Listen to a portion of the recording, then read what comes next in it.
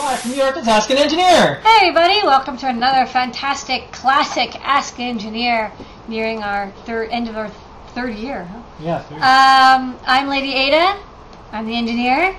With me is AdaBot. Hello. And then Camera Control. We don't have any special guests today, but that's cool. Becky's on special assignment. We're gonna do old school style. Yeah. Just me and AdaBot. Yeah. All right. Keeping it real here at the Adafruit secret headquarters, downtown Manhattan. So, it's on tonight's show, AdaBot. On tonight's show, we're going to talk about the show and tell we just had, and we'll remind you how to join the show and tell. It's sponsor time for the Open Source Hardware Summit. We'll talk about some makers going pro. An interview I did with Bunny, Chumby, and New Adventures. Some acquisition in the maker world, sort of. Our friend Evan, recognized, gets an award, written up big time in New York Times. Some updates to Circuit Playground. Mailbag, some news about our YouTube channel, Ask an Educator from Adam. You came up with a neat table. K-Town had some fun stuff on the EE bookshelf. Lots of new products this week. We've got chips, we've got tools, we've got wires, we've got more wires, we've got glands, we've got LEDs, we've got glands. the Menta, we've got this massive servo driver, we've got a fun video from Becky, we've got all that to answer your questions. Trivia question, and a cat. Meow. All that and more on Ask an Engineer. Okay, yeah, we have big a show. But we have plenty of time, I think, to answer questions. Yep. Although we have two big products we have to introduce. Yep, we're gonna have describe. we're gonna have a bunch of stuff. Okay. Let's see. Great. Let's start off. Yeah. First up, the code tonight is Menta. Menta. The code is 10% off. Many kits in the Adafruit store use the code Menta on checkout. Not mental. Menta. Menta. Menta. Use the code Menta on checkout. 10%. And you get 10% off, including the new Menta? product. Yeah, including the Menta, and we'll talk about that a little bit later. It's a Mint tin-sized Arduino compatible. All right, so we had the show and tell. Show and tell was a lot of fun. This week, we love our old friends show up. Yeah, this week they're old. They're just old friends. Yeah. I don't want to criticize their ages. You don't get old because you stop making. You stop making to get old. What's this phrase? Yeah. Okay. So we had Bob. We had Bob. He had a nice selection of Nixie stuff. Nixie Play, Nixie Shield, Nixie Clock. Yeah. Really cool stuff. Yeah. Bob, I think he's kind of leading the open source Arduino Nixie accessory world. It's really cool. Yeah. There's enough people who do open source Nixie accessories that there's now like a coalition. Yeah, he had this really neat thing with the LEDs and then the Nixie. Yeah. That's really slick. And then Scott, this was a follow-up from the post on the blog. Yeah, you posted on the blog. It was these like 1970s pinball counters that use like a wheel ticker, like really old school. And so he hooked up to he said there were 18 volts, and then he had to hook them up to relays. And he connected it to like a Wi-Fi shield and then a patch shield, and then he used that with a permaproto, like all wired together, and so basically had a web-enabled 3-digit display. Yeah. Not sure exactly what you would do with that. Yeah, but he wants to make it cool. look. I like what's neat is seeing all this old tech be used with new stuff. So we had Wi-Fi, a patch shield, a permaproto board, all these relays with this very beautiful old wheel that went inside the pinball machine. Yeah, these are gorgeous. I mean, like it's cool. But the cool thing about ancient tech is often it doesn't break. I mean, it was made very rugged, and it's you clean off the contacts, and maybe you have to replace some wiring because it's shredded. But it's usually just like mechanical, and if nothing's broken or seized up, it just runs. Yeah, and he was thinking about making a clock out of it. That'd be pretty cool. Yeah. I like a little website thing that you could put in. Yeah. Anyways, and then Andy, he's working on a power switch tail project. Yeah, I didn't completely understand, but I guess there's two models of power switch tails he's working on. Yeah. It's an SSR or controls an SSR, and then one I don't remember. I couldn't quite hear, but there's two power switch tail versions, I guess, that he's working on. And then he was testing our NFC RFID board. Yeah, he liked it. And he liked it a lot. He said it was too powerful. Yeah, what's interesting is so Kevin Townsend, who worked on this with you, K-Town, as you like to call him, did such a good job. We hit the maximum theoretical limit of NFC RFID, so he said, wow, with this, right when I get close to it, it actually works, unlike the other ones where you kind of have to, beg it. Smash it. Yeah. So the nice thing about that, though, is that, if you want to put it in a case, whatever case you have is going to reduce the field a lot. So this is nice for that, so you can put it behind a wall or something, if you worry about that. Do you want to tell everybody how to join the show and tell treat? Don't forget, Jeremy also had a light meter. That's right. Oh, wait, back up. I have this on my list. Jeremy had a light meter. He used a lux sensor, and That's so he right. had a nice And the portable Nokia digital LCD. Yeah, portable, and a nice Yeah. reader check box. And the other thing that Jeremy did, we put this on the website. He did a review of the Dorkbot PDX PCB service that's right. from Lane. It was really neat. Purple PCBs. Yeah, and he also showed how to change the LED color inside those Nokia displays. So it's funny how like there's millions of these Nokia displays out there, and they're like. They're actually, I think they're either old stock or they're recycled. There was just millions of Nokia phones made, and they get recycled. What happens to them? I think they pull off the display, and then they're turned into like hobbyist goods, which is cool. We like them. Okay, sorry about that. I skipped ahead. That's cool. I know you're so excited. Yeah. How do you? So if you want to show something off in the show and tell, which I know you do, you can add yourself to the show and tell circle by commenting on my Lady Ada Lamore Freed's Google Plus page and saying, "Hey, please add me to the show and tell." And then once we add you, we have like 200 people. Once we add you, then you can show up any week you want, and it'll show up automatically, and you'll be invited. And then, it gets like recorded and broadcast, and it's cool. We get to show off your project. You can even ask some questions if you need help with your project. We've had that happen, which is all good fun. You get personalized support. Yeah. And, next week you can show off your project. It'll be fun. Yeah. Okay. Okay. So that's it. Let's see.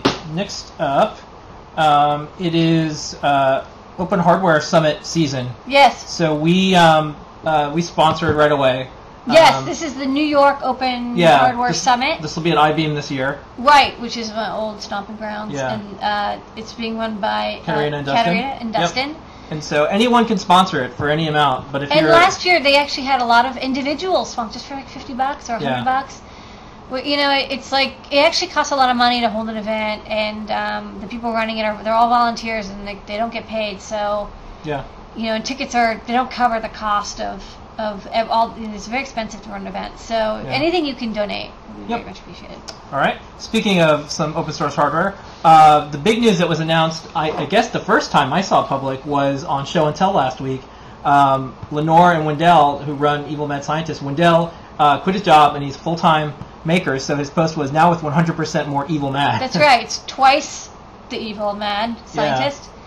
So so this is really cool because Lenore is like running like all of like Evil Mad Science pretty much. She has help, but it's still. And Robot Girls are artist in residence, and she does the Robot Party. Yeah. But what I think is interesting, because we have to get ready for our talk, which we're doing at the Open Hardware Workshop right before Maker Faire. Yeah. Is there's a lot of makers kind of going pro. A lot of them they're saying, it's at the point where these businesses can sustain themselves, and me and my employees, I can stop my job and go full time.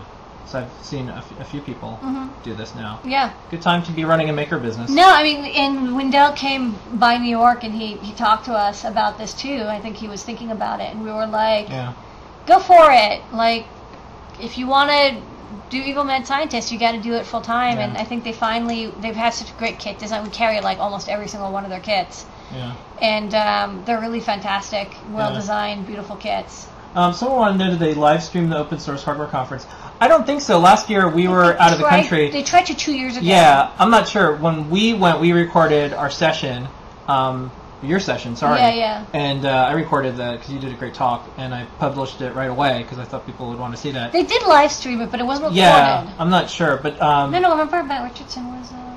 I don't remember. I actually don't remember. I was sitting next to somebody and they were live streaming it, so somebody was live streaming it, but it was 2 years ago, so I don't recall.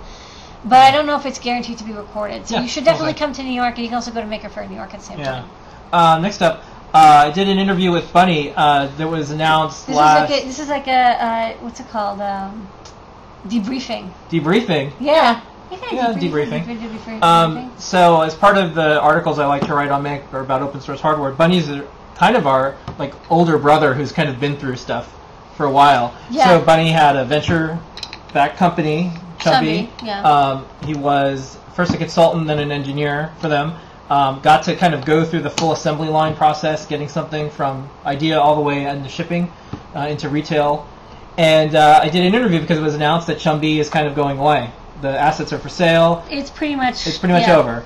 So asked him about what he would do different with the product, what it was like getting funding, what type of advice he has for makers out there. who are thinking of going into retail. So excellent interview, excellent questions answered for anybody who's going into hardware. Anyone, not open source. That actually didn't really. It applies to everybody. Yeah. So if you want to know what it's like to get your stuff in Best Buy and what it's like, Bunny had some. Yeah, I liked that you talked about how I mean, like Chumpy was his first foray into like going to China, manufacturing something from beginning to end. And he kind of did do like the entire design, all fabrication from PC board layout to prototypes to testing to part sourcing to specifications, to injection molding. You pretty much did like everything. Yeah. And it's cool because then he could do the NETV, Yeah. which was his hobby project, and he Yeah. did that, and he's like, I think it seemed to me like it was much easier for him because he's like, well, I knew exactly what factory to go to get the case molded. I knew exactly where to go to get FC certification taken care of. So it's a really, really good talk, and it's really in depth, which I like. It's very specific about what it takes for an engineer to, do a project, fund it. I think the hardware was so much better. I don't say it was better than the company, but I think like the company got better hardware than they deserved in a sense. Mm-hmm. And I think a lot of it was really ingenious, but like, it wasn't that the product couldn't make it. It just wasn't. They couldn't figure out how to get it sold, which it sounds counterintuitive. It's like you'd think like, oh, a product is what kills a company, but it actually isn't. Right, the hardware isn't what just determines whether a company succeeds or not. It's how it's, in my opinion, it's how it's marketed, sold, supported. That's what makes it win or lose. Yeah, I think for me personally, because I followed this story from the very beginning, the first day I saw it when Chumpy kind of launched at Food Camp O'Reilly's event. Yeah, this was before it was even out in public, and it was before the iPhone came out. So he was so early with a touch screen like device before the iPhone came out. So this is like 5 years ago now. Right. Yeah. And I think that from my point of view, watching it from the outside, is there was a couple windows of opportunity where it would have made a lot of sense for a bunch of companies to probably acquire Chumpy because it had all this server stuff going on in the back end where you can have a daily Facebook thing delivered. There's all sorts of like hardware goodies that are very hard to do. I think that one of the issues is that it's very tough to sell consumers a Linux computer. I mean, like basically. It has nothing to do again. It has nothing to do with money, but it's hard to sell somebody like, oh, it's a Flash engine Linux computer that sits on your desk like that. That's actually not something you can sell, and so they actually had too much going on. I think. And phones got really good, so this idea of like lots of little apps now was in your pocket, not necessarily on your nightstand. But they had that good idea of you download apps, yes, and that was really cool. You download these little Flash apps, and they did something very smart, which is that. They had Flash running natively. That's super cool. They somehow worked with Adobe, and they got. I guess you can compile the driver, and they got it running natively, which is well, I guess ATMs and stuff do that too. But I thought that was really neat. So I think that I think the hardware was really good, but maybe the business just couldn't really cope with it. But the designs are out there, and we still have the Chumpy Hacker board. And just basically the same devices, and there's going to be these devices It's tough too when I because I've seen this in a few different products. If any old schoolers are out there, there's this product called OmniSky, and it was this modem that plugged into a Palm Pilot, right? And when it came out, they tried to talk about how it did everything, and the killer app would have been like just say email, just win email, and then you could talk about other stuff. And I think with Chumpy, and again, this is just my opinion about this, that it was never clear what it did. What was the one thing it did great? Yeah. And that's hard. Microsoft, I think, kind of makes this mistake. When they come up with something, there's 80 bullet points about it. So it's like, what does it do first? That's great. And then where can you build off of? Anyways, read the interview. It's a lot of fun. It's intense, but I strongly suggest reading the interview. It's a really good interview, and I can't even duplicate it because it's so good. Yeah. But it's on the magazine site. Yep, it's on Make. Next up, this is kind of, I try to cover this in my Maker Business beat. Yeah. On Adafruit. So Roving Networks, which makes Wi-Fi and Bluetooth modules. Yeah, Roving Networks was acquired. It was acquired by Microchip, which is very funny. Microchip. Which is very funny because Microchip had already acquired Zero G, like 1 or 2 years ago, and Zero G made the MW. I don't remember the exact name. It was like the ZG001W whatever modules, and these were Wi-Fi modules that They didn't have a TCP/IP stack, but they were SPI based, which made them kind of okay, but it also kind of sucky because like not having a TCP/IP stack meant that you had to have a pretty good microcontroller to drive them. And so now a microchip carries those. But the thing about the roving networks ones, the Wi-Fi modules, is even though they're kind of flaky in some situations, they do have a built-in TCP/IP stack. So we'll see. I mean, I don't know. I don't know whether they bought them. They may have only two products. They have the Bluetooth line and they have the Wi-Fi line, and I don't know exactly which one that in specific that they wanted. But they are competing against like other big companies like TI, which has their own, Wi-Fi, Bluetooth stack and stuff, modules coming out. And there is this like dream of like having like perfectly working Wi-Fi module for under $20. Nobody has, in my opinion, quite cracked that yet. It's tough.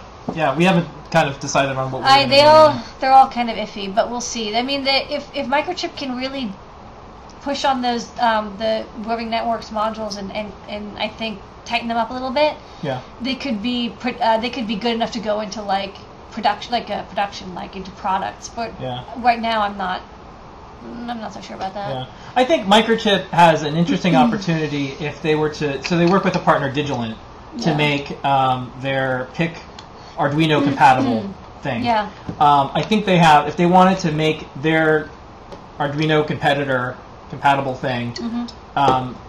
Really get adopted for a specific thing. This kind of goes back to what I was talking about with Chumby.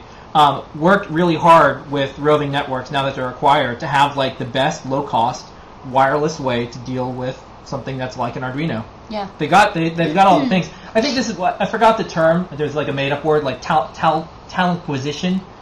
I think this was a talent acquisition mostly because Microchip. No, I think it was a product acquisition. Really? Yeah, I think they wanted these products. I think it's partly talent though because these people know how to make, sell, and market those type of devices. They could have done this on their own. Yeah, maybe. Anyways. But the thing is that they don't use PIC core, so that's the thing. Maybe they had to acquire it because it uses an ARM core chip. It's not made by Microchip. It's made by like Freescale or something. Yeah. Anyways, I think they have a neat shot because they're revving up the next version of their PIC kit. Yeah. So. Oh. All right. Next up, your friend Evan, who you were at IBM with, just got a Cooper Hewitt National Design Award and was written up in the New York Times. It was awesome. Yeah, Evan, one of the open source artist pioneers. Yeah, he does open source and open source hardware, and he did like Graffiti Research Lab and stuff. But really, he's just been a juggernaut of tons of awesome projects. He's in where is he now? He's in Hong Kong still? Paris? He's in Paris now, I think. But he was in New York. He was at IBM at the same time I was when he was doing Graffiti Research Lab, and then he stuck around New York for a little bit longer, and then he went to Hong Kong, and he did some cool artwork there, and then he's still kind of traveling around. But it's cool. He's an artist. How do you know he's an artist? Because he's in a museum and he's got an art award. Yeah. So yeah, total big congrats to him for getting this. For getting a Cooper Hewitt Award and getting written up in the New York Times. Go read it and check out some of Evan's great art. Okay. Next up, I just have a quick update that I wanted to talk about. So we released Circuit Playground 1.1, and we had a couple last bug fixes. And no, it's great. Mini bugs. All the testers, all the people out there, like it is getting to be pretty rock solid, which is great. And we've added a bunch of stuff. So the last one, there was a filter calc fix, a zero value input error on 5.5 calc. And then we added an alert view for component count fields and multi-resistor and capacitor counts. The app is awesome. There is a ton of stuff. We started out with just a few simple things, and now there's like 20 or 30 things. There's microcontroller reference sheets. We're going to have some more calculators. And we're adding more calculators. Every month there's going to be more calculators. We're working as fast as Colin, the iOS developer, can get to it. We're going to have some more analog calculators in the next version. Some of my favorite calculations will be added, and then of course if you have suggestions for what should go into that. And one of the cool things is we have this set up for educator pricing. So schools have been buying this for their students and using this as part of their teaching curriculum for learning electronics. Schools are deploying a lot of iPads now. Okay, now we would definitely have to make sure there's no bugs. Yeah. I hate to burn. Oh no, we have current going backwards. Yeah. All right, quick mailbag. We try to do a mailbag every week. Hi, Mr. Packet. Yeah, his name's What Packet. is mailbag? This one was From William. Hi, I ordered last night at 12, and when I woke up, my order already shipped. I'm surely coming back for more stuff from you guys. Thanks. We ship fast. We ship really fast. Super fast.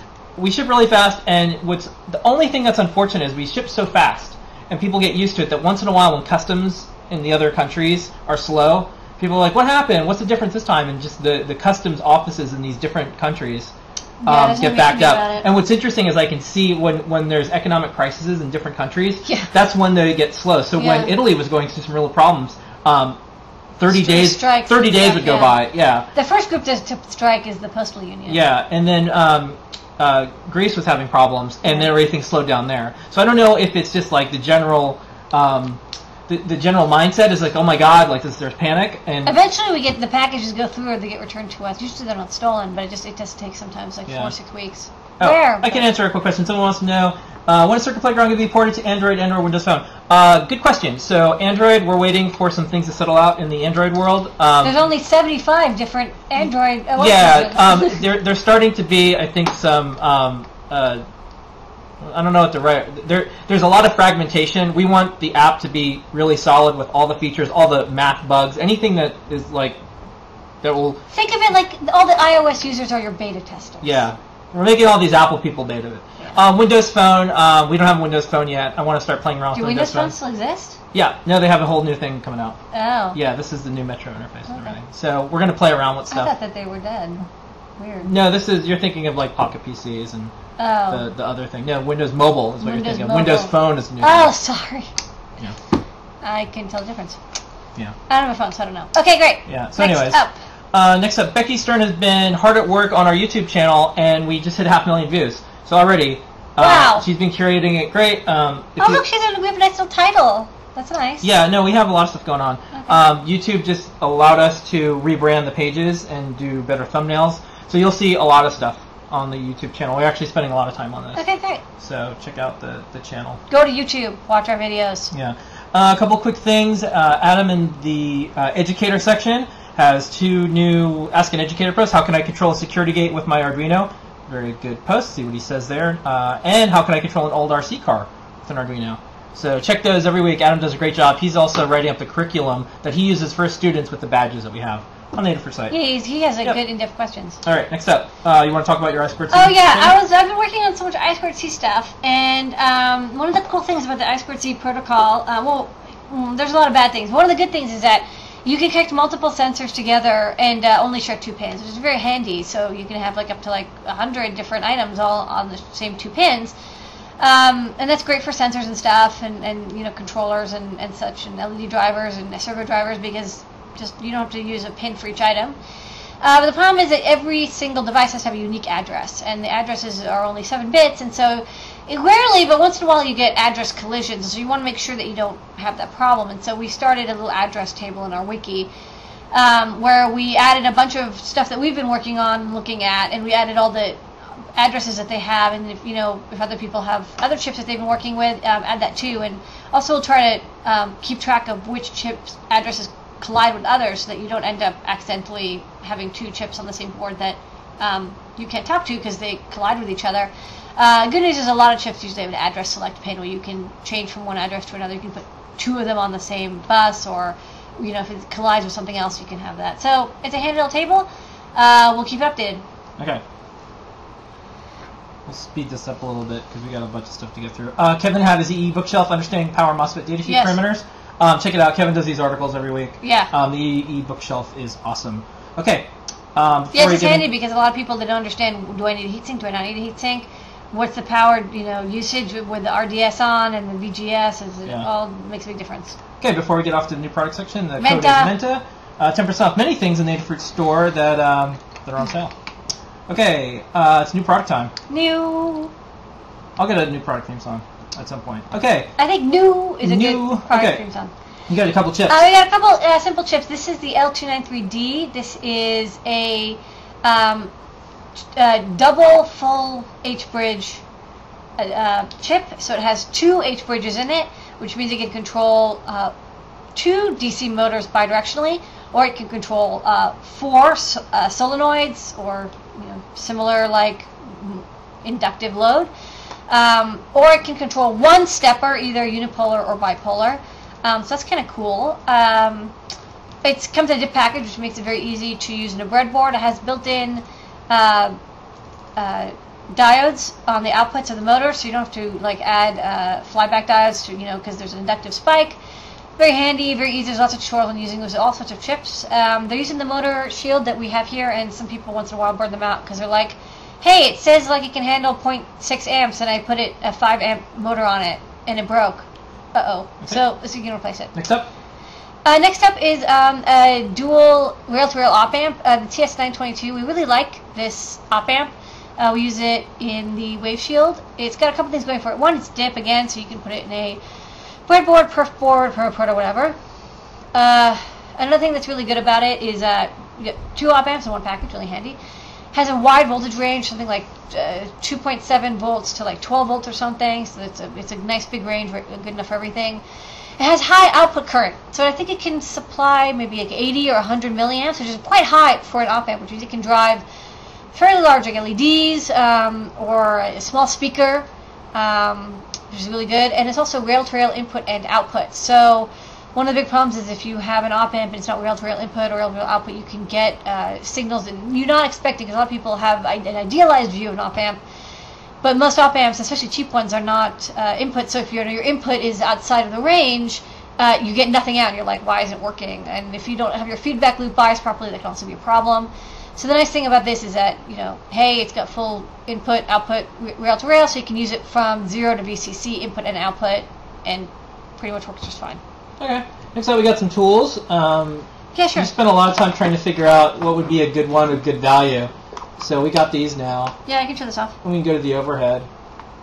Yeah, this is it's kind of hard to see the scale, but this is a handy little tool, and you've got this nice squeezy rubber grip. I like it's kind of rounded, so it's easy to get a grip onto.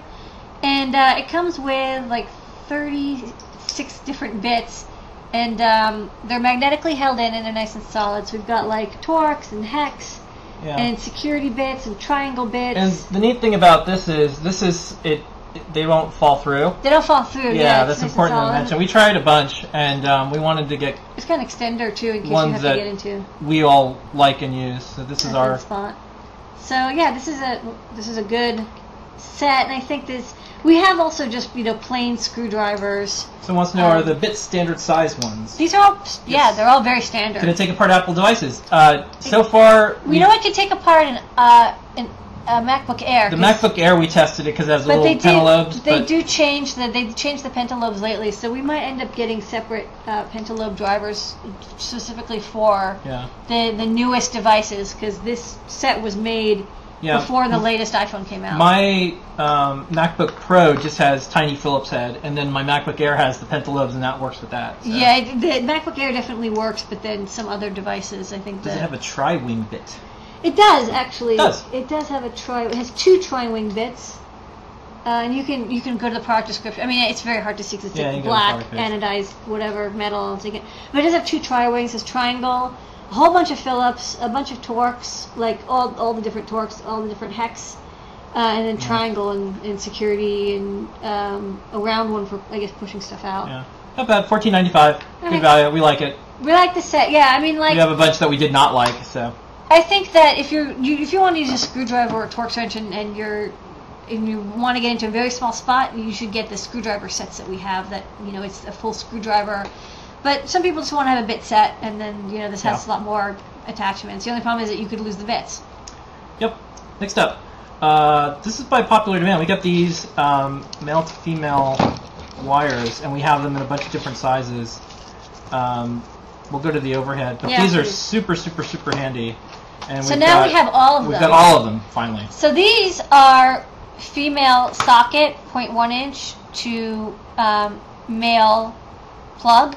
So this is the extender version. So we have the female type, and then we got the male type, and now we have the female type. So we have all 3 types, and then we have them in all 3 sizes. This is the 3-inch long. So this is good for like breadboarding and stuff on a small breadboard. Yeah. We also have the 6-inch type, which is like kind of good for general purpose stuff. And then when you have to make a really long connection, we also have 12 inches. And the nice thing about these is they come on a 40-pin rainbow cable. So one of the coolest things is, first off, they're like self-storing. It's like you don't have to worry about bundling them. They come in a thing. You can tear them off as necessary. They just like ribbon. It just kind of comes off very easily. And you get 10 colors and 4 of each color. So you have like a wide range of colors, so you can make sure that your wiring is really clean and easy to read. We think that nothing's worse than using like only one color, and then you can never tell which pin is which because there's just a mess of wires. Yeah. So if you want to connect 10 wires, you would just rip 10 off, and then you could use all the color coding. So I think this is really handy, and now we definitely have all the different kinds of wires. So if you need any kind of jumper wire, I think we have it. Yeah. All right. Next up, glands. Glands. So here's the product shots. Yeah, this one is a kind of an interesting one. So this is a waterproof Ethernet connector. Yeah. And it's a bit more complicated than the other glands. It's a little more expensive. There's like 6 parts. But basically the way it works is you attach the gland. You attach this this connector, which is it's just a female to female sort of socket, and there's a hex nut and a little rubber gasket here. So this is what you attach to your box. This is your box wall. And so this goes to the inside, and then this would connect to like your router or Ethernet device or whatever using a short Ethernet cable. And then the outside you would have this connected to the cable. So I actually have one of these assembled over here so I can show it.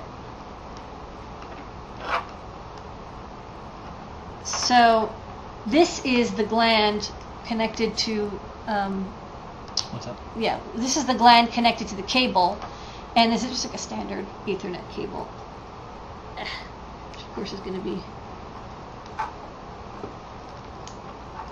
oh man, I really shoved it in there.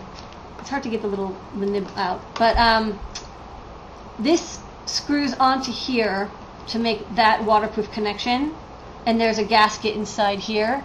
And then this has the actual gland in it, the little rubber round that goes around it. You also show these photos too, so you can see how. Yeah, it's just like it's hard to explain, but basically you have to attach the gland over the cable, and then you attach the female-female adapter into the box, and then you can. So basically, the adapter is you can disconnect it's waterproof, but you can disconnect the Ethernet cable.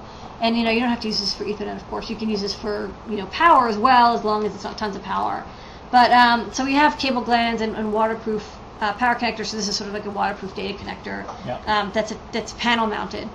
So it can be really handy. Okay. Now I really want to try to disconnect this cable. Oh, no. There you go. Yeah. So that's how you do it. So very handy if you want to make. These are used for like outdoor wireless routers. And these are waterproof. These are waterproof. Yeah. They're IP67. They're true. I mean, if you use it properly, you have to make sure like you really clinch it down. But there's gaskets in every part of it. So if you use it properly, it is. Someone wants to know what kind of connectors are there on the Ethernet? This is RJ45, so you can use it with Ethernet, or Ethernet is the protocol, but it uses RJ45 cable. No. Okay, next up, we've got these really pretty LEDs. Yeah. Yellow, blue, and green. I have to get the. These are really nice. The 7-segment tester out. Yes, these are 7-segment displays, and we got bigger ones. We have smaller ones, but now we have these larger displays. These are 0.56 inch. They still fit into a breadboard very nicely. So let me fit this into backwards. So yeah, you can see this one's the yellow one, and it's got full figure 8 7-segment displays with a dot. And then there's a colon, so it actually, if you look at the data sheet, there's like a fifth digit, and that's the dot. And here's the photo. Yeah, there's yellow. And you can see it on the overhead. Yeah, so we have yellow, we have green, and we have blue. And I forgot to get red for some reason, so I'm going to get red, and it'll come in like 2 weeks. Okay. I thought I ordered red, but I think I ordered blue by accident. But they're really handy. Anyways, these are really great. You can make a clock or a timer or whatever. Yeah. They're pretty easy, and they're super, super bright, so even when you multiplex them, they'll look really good. All right. Moving right along. We're going to talk about the Menta. So this is our new Arduino compatible. Yeah. that fits in Menta. And here's a couple photos. We did a post on Make if you want to read about some of the differences. Make had this first. We developed this with Make, and now we're selling it as well.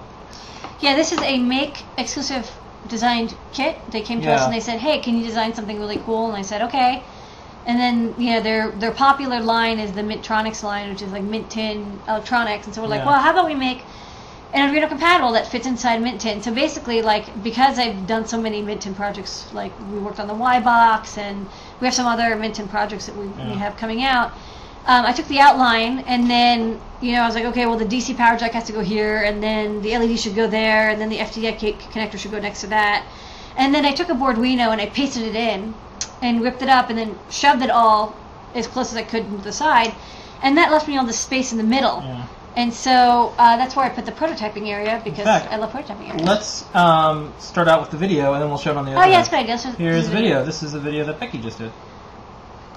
Introducing the Adafruit Menta, a portable Arduino-compatible board that fits into a common Mint tin. It has the perfect mix of features to become your go-to hardware for all sorts of Arduino projects.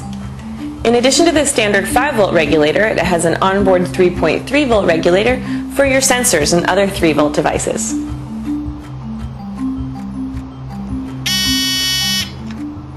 All our circuit boards are super high quality, which makes them great for beginners with limited soldering experience. And the Menta comes as a kit of parts and has complete step-by-step instructions to walk you through assembly, even if you've never soldered before. To connect the Menta's DC power jack while it's in the tin, you'll need to drill a hole. Mark where the hole should be and remove the circuit board. I'm using my rotary tool with a conical grinding bit, but you can use a step drill and a drill press, or even a pair of tin snips. With or without the Mint tin, the Menta's got these 4 large mounting holes, free and clear from components on the rest of the board, making it really easy to affix it to a surface very securely. And these rubber bumpers help keep the circuit board from shorting out on the Mint tin. The Menta connects to your computer with an FTDI friend, as shown here, or an FTDI cable. Use these 3 female headers with a small jumper to tell the board if you're powering it via USB or an external power source, like this 9-volt battery holder. Next to the green power LED, the Menta has a red indicator LED. The Menta works with any standard Arduino shield. Solder on the included female headers and use it with your favorite shields. The large prototyping area has both breadboard style and freeform perf board, and you can even stick in a tiny solderless breadboard for more temporary projects. So go build your Menta, show me what you've made in a video response, and don't forget to subscribe. Okay. Should I do a tour of it? Or? Yeah. Okay. We're here. Yeah, and I'll shout out some questions if people sure. Let me try them. Adjust this camera so it's head on. So, right, so this is the Mint Tin shape. You can see this is the shape. So it's rounded, and in the corner you have these pretty big mounting holes, and I made sure that there's nothing in the way of the mounting holes. It's super easy to attach this securely to anything you want, which is kind of a pet peeve I have. I hate it when boards don't have good mounting holes. There's a DC power jack. It's kind of your standard 2.1-inch DC power, so you can connect a wall adapter or battery pack.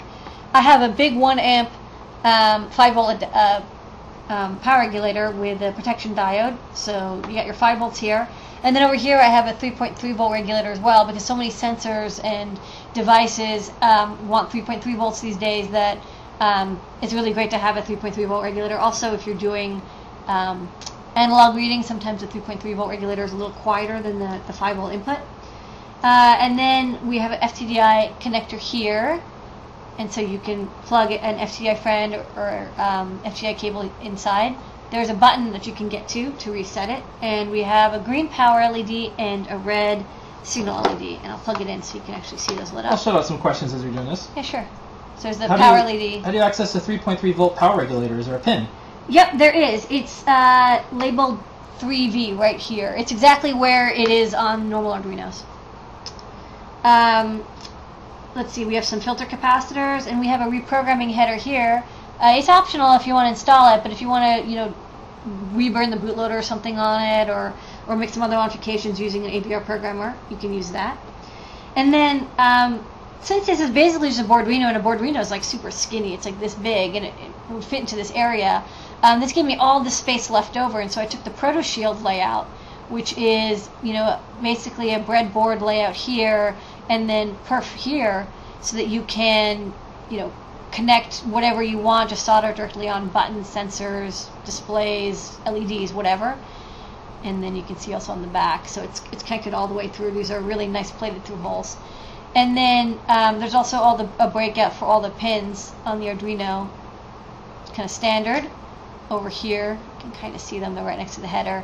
And then finally these header pins, which makes it so you can plug in a shield. So any shield will work. Just plug it in. Very nice. Let's see, what else? Oh, we use really nice circuit boards from Advanced Circuits. These are really high quality. You definitely don't have to worry about these, flaking or coming apart, especially if you want to do a lot of rework and design and stuff.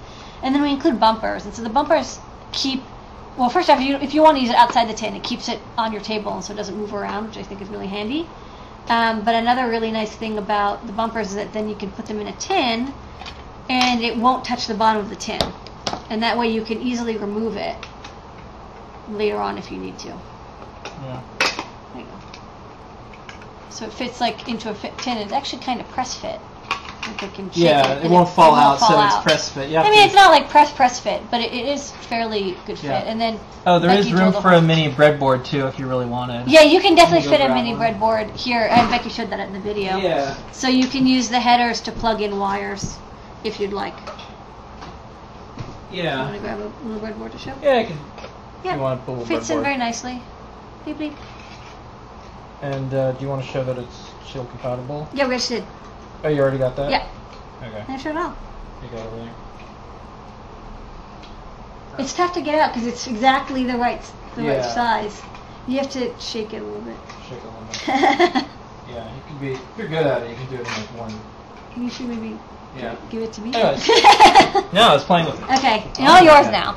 I So it's the Menta. So it's basically a cross between a Arduino and a Proto Shield. Yeah, it fits in a tin, and I think it's a good portable. If you want to take your project portable and like have it plug in, but you want to have it in a case, it's really good for that. Or you can use it outside the case. Right now we have it with the tin because we think it's handy. Yeah.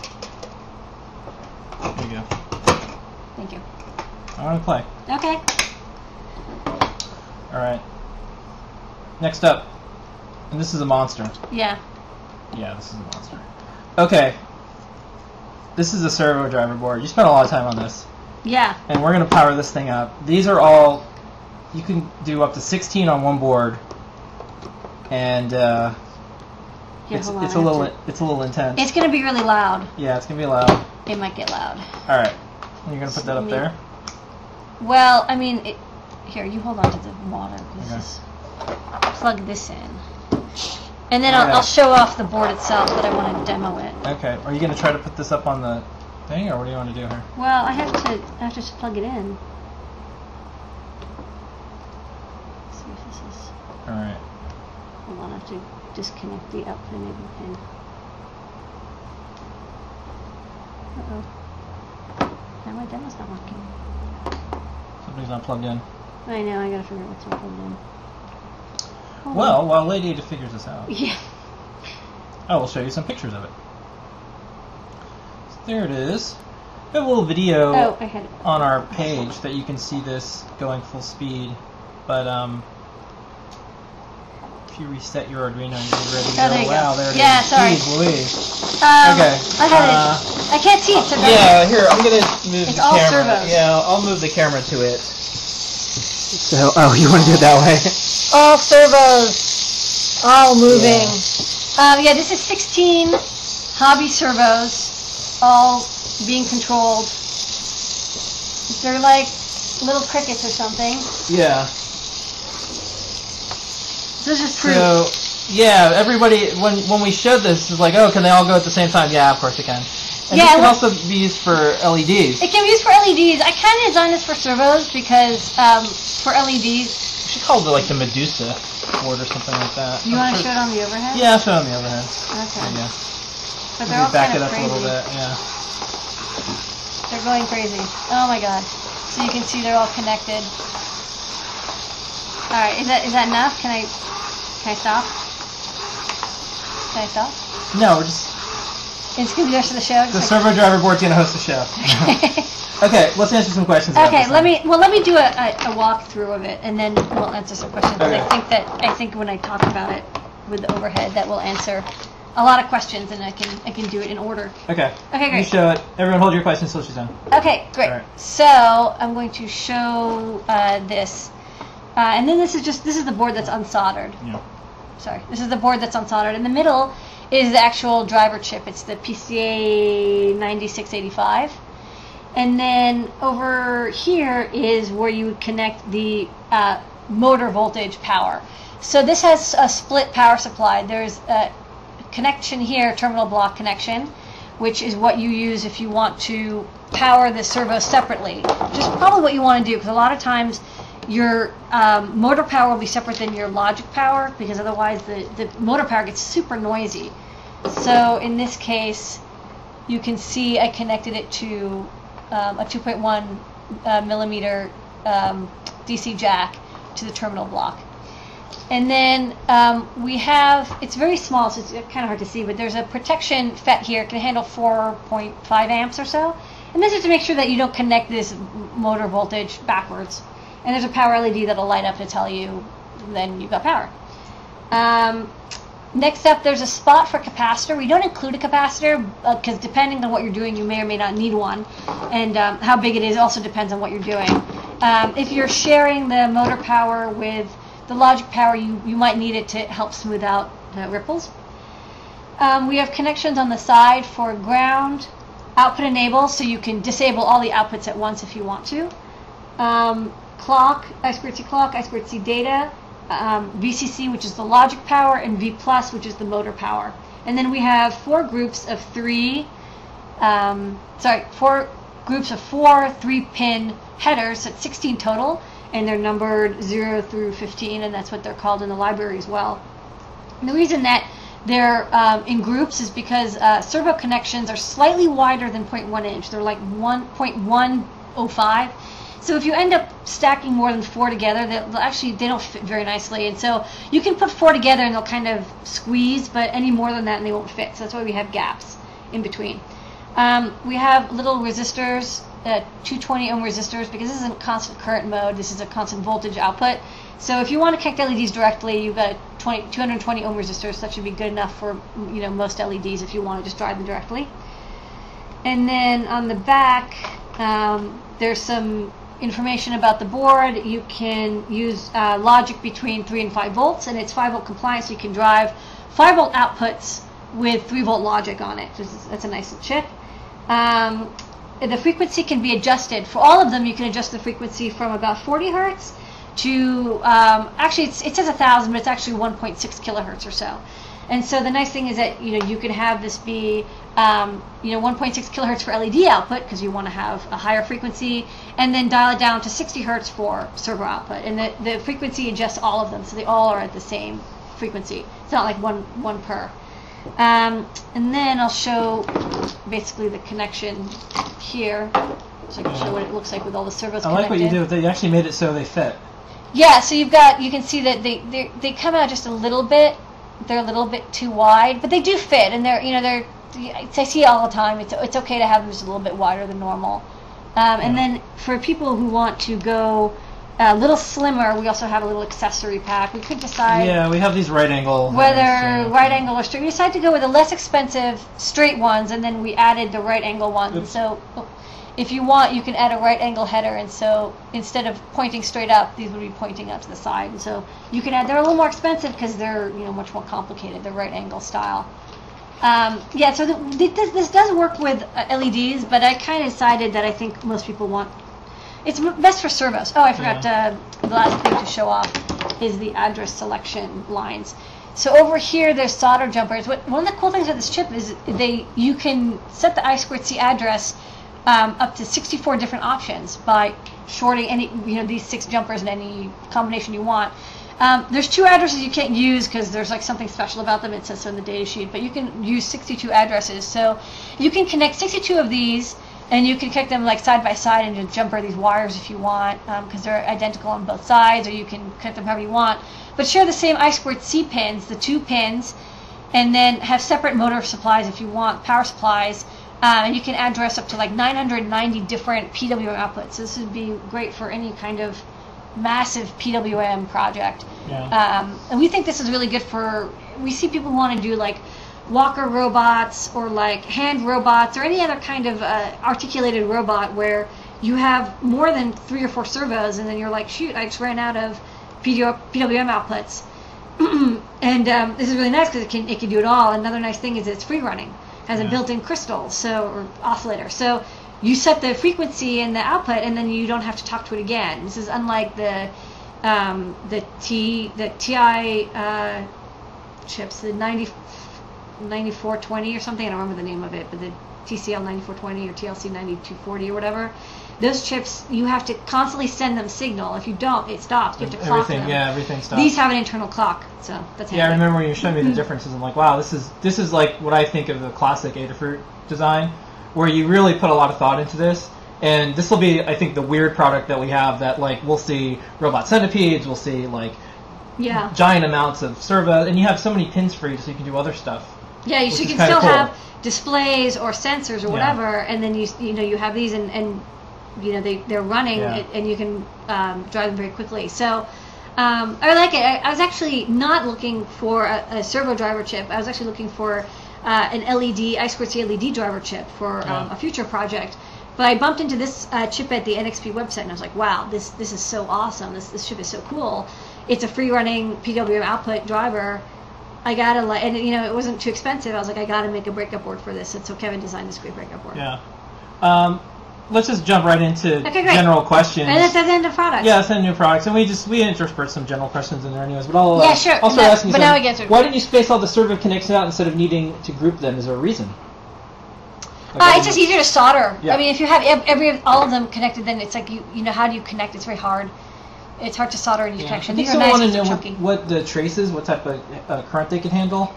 The thing is, for servos, only the V plus power trace is important, and I think it's 32 mils because the signal traces are not for power. The output of the chip can only do like 20 or 40 milliamps, so it's like you don't need thick traces on that because it can't do an amp. But the traces on the board for the V plus, I think, are quite hefty. Someone asked, "Are we going to do? It's not out yet." Don't ask. Do we have one? I don't think we have time. I think we. Do you want to just do it for 1 minute? Yeah, we do have something. Actually, I forgot. I was going to put this in the store, and then I didn't have time. But we'll just show it just for 1 minute, not even a minute. So this will be out later in the week. Yeah, let's see this power supply. I didn't even have the graphic ready. Oh yeah, it's top secret. It's not out yet. Don't ask. Okay, here it is. You have these cool 16.2 character displays. But they're OLEDs. They look like super fantastic, ultra black, high contrast display. They look really good. Beautiful. And they work just like normal character displays, so you can use them with backpacks or or Shield even if you want to. Next up, someone docs for the library could not find. I think they might mean for the docs for the library. I don't know which product. They need more verbs, nouns in that question. Let's see. There's another question. For the coin acceptor, do you mean you can insert one coin at a time or can only recognize one coin? You can always only accept one coin at a time. There's a single coin acceptor that can only recognize one coin. So if you put in other coins, it'll just reject them. And we have a 4-coin acceptor, and it can recognize up to 4 different coins. You can still only put in one at a time because you can't fit them in the slot. But it can be programmed to accept up to 4 different size coins. Okay, next up, are we moving? Yes, we are actively looking for a giant amount of space, but we might have news really soon. Yep. Lots of stress when you try to do New York real estate. I think that it's not out yet. Don't ask is our lease. Next up, do you plan on selling the raw OLED screens like you do with the 1.8 LCD? I am, but I want to finish getting all of them done. I have a couple more and a couple little redesigns, and I want to get them like nice and solid before and having any bugs in the libraries taken care of, because if we don't have a good reference design, I don't want to sell the individual displays. But we are planning on all the displays we have, getting them into the store as bare displays for people to integrate. Yeah. General question: 80 mil traces sufficient to handle about 6 amps, not constantly, but in spikes. You need to use a thermal calculator. There's ones online, and they'll tell you for the thickness of copper whether or not you have a solder mask on it, and what your ambient temperature, what the rating is. Okay. What are the names of the tall headers that we have for the pie plate? Extra long headers. Yeah, we have a custom order, I think, coming in. It's a custom order. Yeah, they're extra long. There's no name other than gigantic, extra tall. Too tall. We get them at the big and tall. The big and tall, yeah. There's no name that I know of. Next up, what's the difference between electrolytic, tantalum, and ceramic caps? How do you decide which ones to use? They vary in price and size. Like you can't get large ceramic caps. Ceramic caps are better for high frequency. It's tough to get a ceramic cap over like 10 microfarad. Tantalum caps are more expensive. They're a little bit better than electrolytics, but they're not as good as ceramics, and they're kind of in between. They're smaller than electrolytics, and electrolytics are dirt cheap and not very good at high frequency. So you usually want to mix ceramics and electrolytics. That's a good kind of in between. I actually don't use tantalums at all anymore. We only use ceramics and electrolytics. Okay. Any tips for controlling multiple SPI targets? You have to turn off all but one to listen.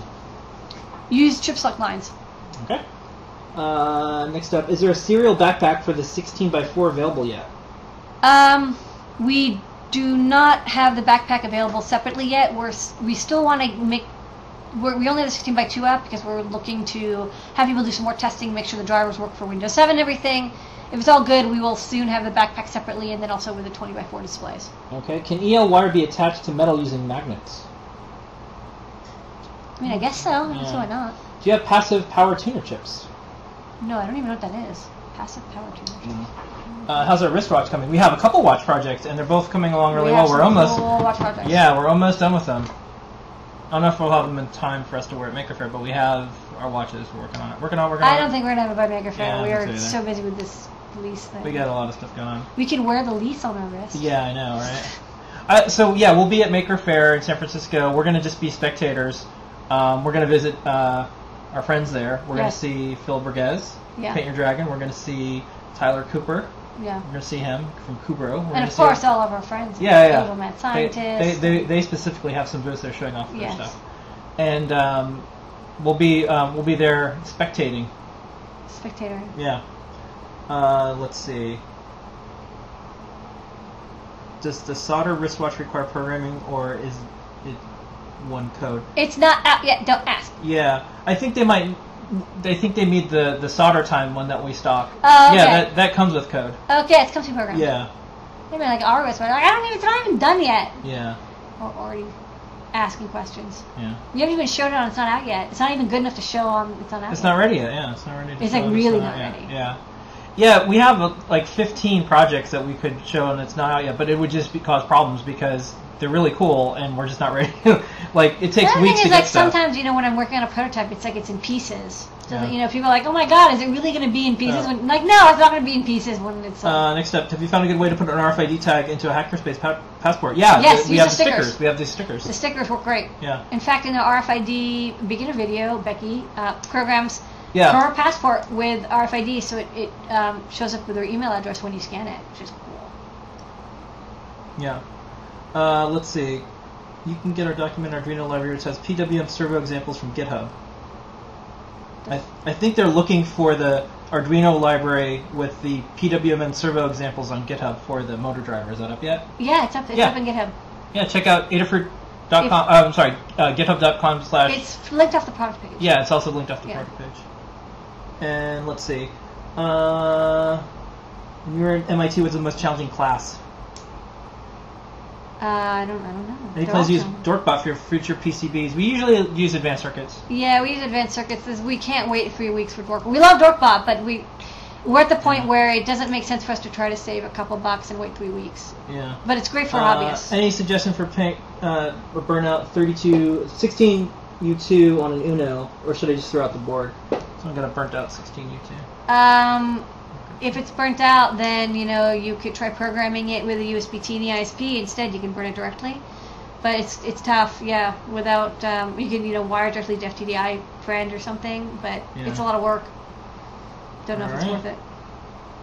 And then, Depends on your budget. Someone wants to know any advice for an interview that I have coming up, electrical engineering position. I can just tell you from our point of view, when people want to work with us, we ask, hey, can you show your projects that you've posted online and shared? And if you do open source hardware, it's even better, because that means you're publishing your designs, and if you can work with the world and you're cool with sharing your designs. So I would say if you're going for an interview... Nothing beats shipping. Yeah, nothing beats shipping. And we work with a lot of people because of the open source hardware that they've done. In fact, we'll have some announcements soon. We have some new hires coming up. Yeah. Yeah. They're swirly. Will you have a version of the shield stacking headers for Arduino for the for Rev 3? Yeah, we will. We actually have parts in, but we have to figure out whether we're going to carry both or one. Okay, it's time to do trivia question. We don't have any shields that it makes sense for yet. Yeah, trivia question time. Oh, okay. Trivia question. All right, tonight's prize is going to be a Menta. Of course. That's right. The code is Menta. The code's Menta, and your prize is going to be one of these, a Menta. A Menta with tin. Yeah. All right, you want to do the rules? Oh yeah, the rules are... we're going to ask a question. The first person to answer correctly with the right spelling and all that good stuff into the chat window that we see in the chat window. Not what you see first, but what we see first in the chat window is the winner. If you've won a fabulous prize from us, please don't enter. Please go and like get yourself like a hot toddy or something, or lemonade, and let other people enter this fine contest so that they can all win a great prize. Here it is. I'm going to read off the question. This person, she is the first woman to be granted a U.S. patent. First woman to be granted for her hat? A U.S. patent. It's a great hat. It's funny that you say that. Let's see who gets to Wikipedia first and can type in the name. It's not Lamore. That's definitely not me. Reustream. It's Mary Keys. She won. She got a patent in 1809. First U.S. patent granted to a woman for a new and useful, improved way of weaving straw into silk or thread. And she's wearing a hat that was part of all this. Oh, I see. This is a hat. Yeah. So it's a silk and straw hat. Yeah. I mean, it's a pretty stunning hat. I mean, like you can't not notice this hat when she's wearing it. Yeah. So email support@adafruit.com, Restream, and you won a Menta. Congratulations. Yay! And 1809 this month. So this is a celebration. It was in May of 1809. First U.S. patent issued to a woman. That's cool. Not bad, right? Okay. All right. So we'll be here next week. Special thanks to George, Becky, Paint Your Dragon, and John Janier. All of our pals. Yeah, they showed up in chat. We have a show next week, and then the week after, probably no show because we're going to be at Maker Faire, and it's logistically impossible. We've tried in the past to do this, and it's just not going to work out. So we will have footage the week after. Next week, we're here. Week after, we will physically be at Maker Faire, so it's kind of like we'll physically be it's there. Basically like a live Ask Engineer, but a massive party instead. Yeah. All right. That doesn't mean that you can like grab me on my way to the bathroom and ask me. Yeah. So why don't you talk about the motor driver? Oh yeah. Do you want me to connect this up again and make loud noises? I scare the cat. Cat would not like this. But you know that's part of the deal of being a cat. You have to deal with noises around the shop. And we're running a couple minutes late, so I have to find the animal. You have to find the animal? Yeah. But you found him. Yeah. Luckily, he was easy to find. Oh, great. Oh, wait. I wouldn't turn that on with him. No. No, I can't. Yeah, no way, man. No, but you just said... But why did you bring him in? All right. Cav is concerned about this. He's like, what is going on?